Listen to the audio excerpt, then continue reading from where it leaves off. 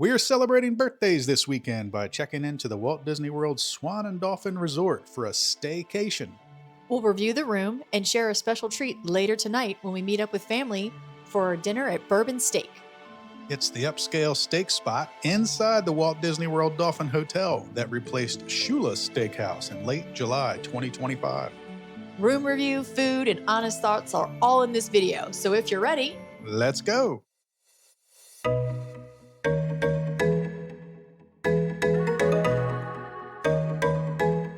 All right, we just arrived at the Walt Disney Swan Hotel, and check out that bus. That's a nice perk to have guests take this dedicated shuttle straight to the parks. Through the rotating doors we go. Look at this. There's a whole landscape display in the door itself. That's an unusual touch and speaks to how this resort provides an impressive figure in the Disney resort lineup. Wow, now that we've stepped in, you can get more of an appreciation for how nicely appointed this place is. It's not overly themed, as one might have expected for being in the Disney bubble. It seems to me that Marriott hasn't lost its identity here, and I can dig it. Looking around the lobby, we find the Disney Planning Center and Gifts. This is a shop with some really nice Disney merch. Seems a fair amount is Halloween themed like you'd see in the parks. Love that this is here. There's a good mix of Disney items along with anything you might have forgotten. Think travel size must-haves and a few mementos too. You can tell this resort is leaning more towards the business-focused traveler, perfect for conventions or conferences on the property. But not to worry, with all the Disney merch and a pin board at registration and in the shop, it still has plenty of Disney feel. Oh, and we should probably mention here, you will have to pay to park per night, unlike on Disney managed properties where the parking is included. Figure we could drop that disclaimer right here. All right, let's head upstairs and check out the room that was available ahead of the standard 3 p.m. check-in time. All right, we are on the 6th floor of the Swan and Dolphin, room 680.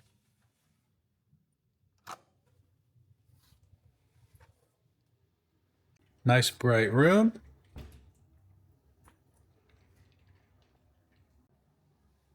Our room came with a balcony. We weren't expecting that. It's nice.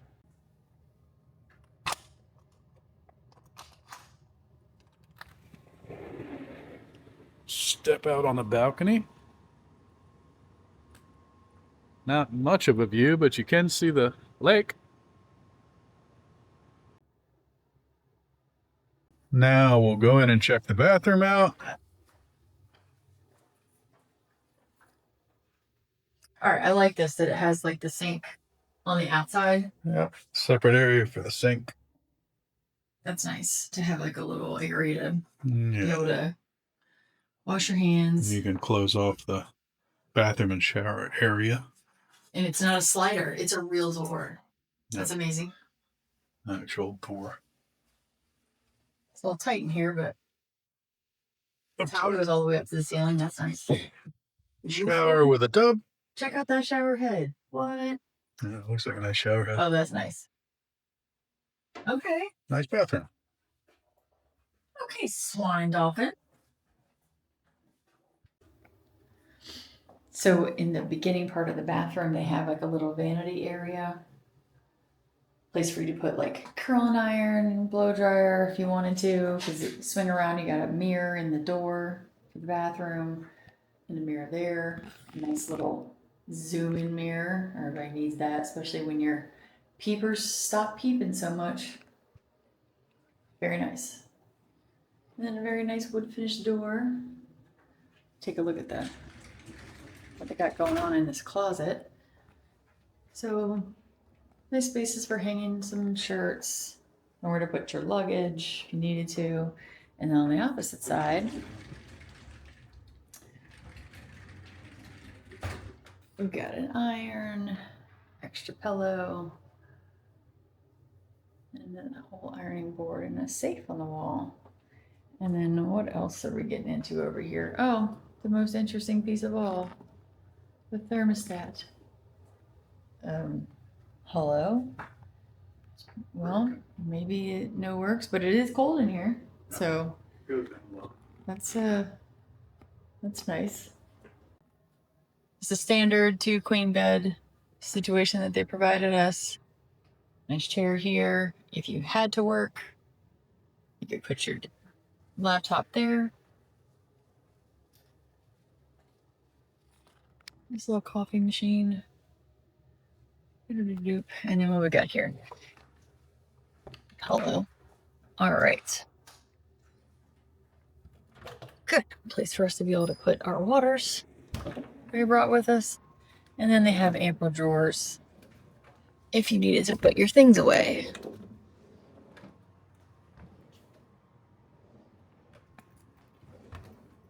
Alright. So, Pop-Up, while the beds are nice and well made, did you want to test them for comfort?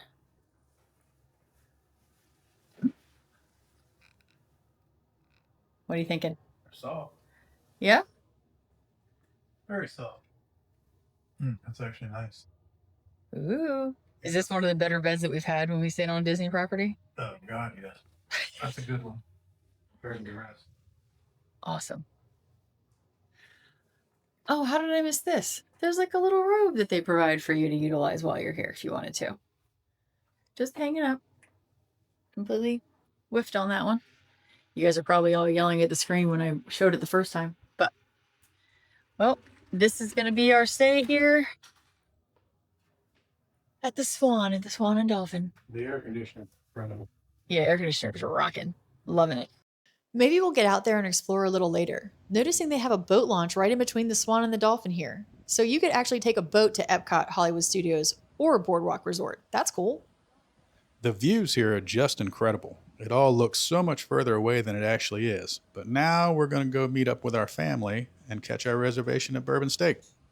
We're here at this location as a special celebration with family. We recently had a few birthdays pass, and we held off to do a combined birthday dinner at this fancy and relatively new restaurant.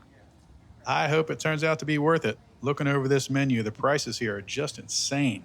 That alone may be tainting my views of what we're about to experience, but I'll try to keep an open mind. This spot has got to be one of the priciest places to dine at Disney. The risk is worth the reward since we're getting to spend time with family. There's a lot going on in the lobby of this hotel, too. It sort of made it hard to figure out where to go. From the Swan, we entered on the ground floor and needed to take a steep escalator up to the main lobby, and then had to find the offshoot hallway that takes you down to Bourbon Steak at the end. The first thing to arrive at the table were these duck fat fries. That's a refreshing replacement for bread service in steakhouses. Each container had a different seasoning and dipping sauce. The container with the white sauce is the truffle aioli fries. Then the herb seasoned fries have ketchup, and the paprika fries have a house-made bourbon barbecue sauce. Truffle is an overbearing flavor for me, so I skipped that one, but the other two were pleasant. They were okay. Nothing to rave about, but being served fries as the bread/chips and salsa starter is a neat premise. I chose the bacon-washed rye bourbon old fashioned. This was a pleasant old fashioned, although I expected more of a savory, salty, maybe more bacon-forward flavor? I don't know. We recently visited the GO82 Lounge at Epcot, and they served a brown butter-washed bourbon old fashioned, and I gotta tell you, it was fantastic. You could immediately tell there was something special about that drink. The mouthfeel was silky and smooth, and it tasted wonderful. This one kind of just tasted like a normal old-fashioned to me. A good one, but nothing special. Meh. I selected a gin-based drink called the Bayside. It's a particularly mid cocktail. It was smooth and tasted exactly like the description, but it wasn't craveable or even that unique. I'll take a little blame on this one because it was a safe choice, but nothing I'd ever have again. Some of the fun for this evening is getting to have our family members give their reviews of what they ordered. We had Great-Grandpop and Nana with us for this dinner, and we'll start with Nana's beverage selection. She chose the Hugo Spritz, owning to my parents having recently visited Italy and her falling in love with all things spritzes in general. This one is made with Saint Germain, yep, bartender's ketchup, and Prosecco. She really enjoyed this cocktail and described it as light and refreshing with a slight tickle from the bubbles. She already was an avid seltzer drinker, so this beverage is sort of built to hit the spot. My dad, or great-grandpop, as we'll be calling him for the littles, went with the tequila espresso martini. This cocktail was made with reposado tequila, coffee-flavored liqueur, and chilled espresso. He described it as having an intense coffee flavor. While he didn't say it was bad, he did say that it was fair, which is the worst level of put down when it comes to food or drinks from him. He definitely prefers the Mexican or Irish coffees that he can get on any of the boats when they go cruising. As a starter, our group selected the bacon-wrapped scallops. They were seared well, and that's the bulk of it with scallops, whether or not they'll be overcooked and rubbery. These had a nice flavor, but there was barely enough for each of us to get a small nibble before it was gone. While they were cooked perfectly, it's not a good value for the spend on this one. Also from the starters, we grabbed the wedge salad to share amongst the table. We figured since they seemed to serve things family style like you'd see at a Ruth's Chris anyway, it couldn't hurt. The buttermilk ranch dressing with blue cheese crumbles made this very yummy. We must have finally become full-fledged Disney adults. Our perception of things is directly affected by the Disney bubble, which in turn triggers a general state of relaxation that we feel when we're here. How about that? I thought the soup was great. It had a dark and rich broth, which is very important to me when judging French onion soup. The cheeses were perfectly melted and of nice quality. I liked it. I would order this again. Great Grandpop got the king salmon and very much enjoyed it.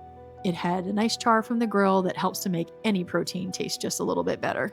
I got the 10-ounce New York strip cooked medium. Listen, I like to think I know a thing or two around a grill and how to cook beef or any protein on said grill. This strip looked nice. It was cooked nicely, but it tasted like a boring hunk of beef. Salt, ladies and gentlemen. Always salt your proteins prior to cooking them. Kosher salt or coarse salt, not table salt. If this steak would have just had a little salt, or any flavor for that matter, I would have enjoyed it. Now, I'm a harsh critic when I eat expensive cuts of meat at any restaurant, and for me, this place missed the mark, especially for the price. It was also served with a tomato slice that was covered in some sort of brown sauce and what looked like breadcrumbs. Found out after the fact that it was covered in the house steak sauce, and I was supposed to eat a bite of the tomato along with a bite of the steak. It doesn't matter. The steak was under-seasoned from the jump. The sauced tomato was not going to save the day with me. We added jalapeno corn as a side, which is basically creamed corn with diced jalapenos. It was good.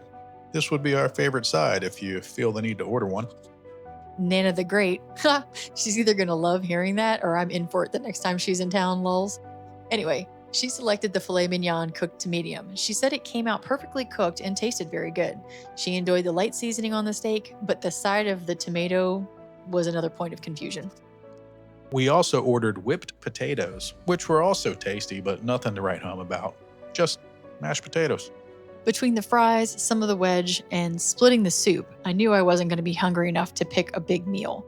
So I asked if I could select a smaller portion from the kids' menu, and our cast member said that it was no problem. I feel like I made out here because I had a hearty piece of salmon, mashed potatoes, and broccolini all to myself.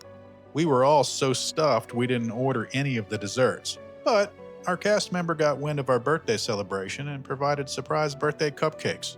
Very nice gesture. When booking stays on Disney property, it all comes down to pricing, which is determined by the time of year and what level accommodation that you're searching for that's within your budget. The standard room we selected typically goes for between $380 to $520 per night.